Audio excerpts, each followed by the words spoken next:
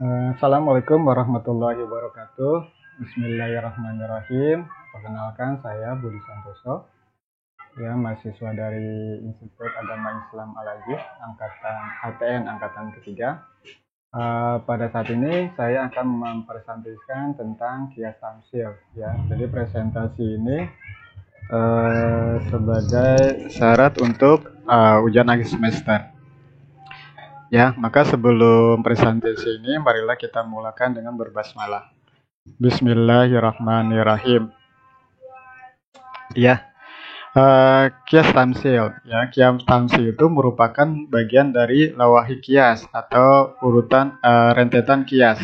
Ya, jadi lawahi kias ini terbagi tiga, yaitu kias murokkab, kias istiqra, dan kias tamsil. Nah, saat ini saya akan mempresentasikan tentang kias tamsilnya saja. Ya, untuk pengertian kias tamsil, ya, pengertian kias tamsil. Kias berasal dari kata kias yang berarti ukuran atau timbangan. Maksudnya di sini adalah mengukur sesuatu dengan sesuatu yang lain. Jadi sesuatu itu sesuatu yang sudah ada hukumnya dengan sesuatu yang lain yang belum ada hukumnya.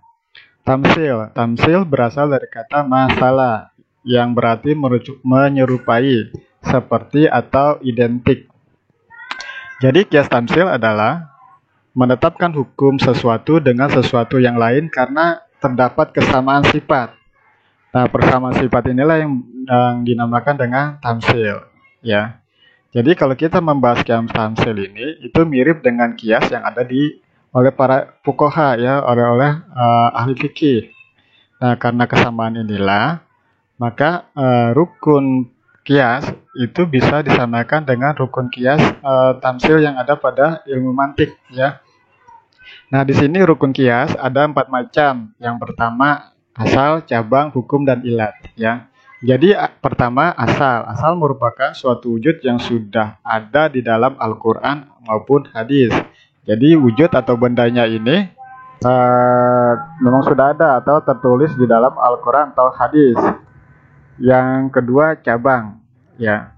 Cabang atau furu, ya, merupakan sesuatu wujud lain yang tidak termaktub baik dalam Al-Quran maupun hadis. Jadi wujudnya ini ada di sekitar kita, tetapi tidak tertulis di dalam Al-Quran maupun hadis. Nah, yang ketiga adalah hukum. Hukum ini merupakan ketetapan yang berlaku atas suatu wujud tersebut. Ya, jadi Allah telah menetapkan hukum atas sesuatu wujud tersebut. Yang keempat adalah ilat. Ilat adalah sifat yang terdapat dalam hukum asal yang akan digunakan sebagai hukum dasar, atau juga bisa berarti ilat itu adalah sesuatu yang bisa diukur. Nah, ini sebagai contoh, ya, untuk mengetahui kesamaan hukum pada cabang, ya, atau furu, harus diketahui terlebih dahulu kepastian hukum yang terdapat pada asalnya. Jika asalnya haram, maka cabangnya menjadi haram. Jika asalnya halal, maka cabangnya pun halal, ya.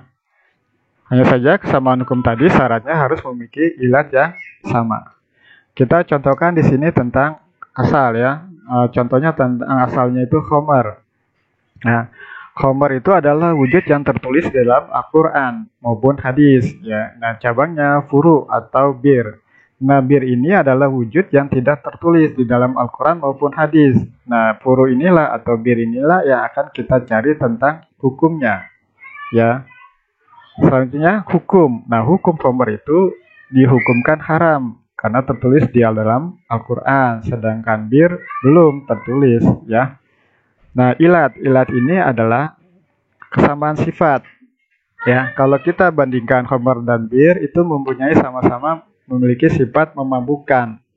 Nah, karena kesamaan ilat itulah, maka bir dan khomer itu menjadi hukum yang sama, yaitu dihukumkan dengan haram. Nah, demikianlah contohnya, ya, contoh tentang kias amsal, ya. Nah, ini juga bisa dijadikan sebagai acuan manakala kita menemukan sesuatu yang belum ada hukumnya, maka kita bisa cari tentang hukum asalnya, gitu, ya.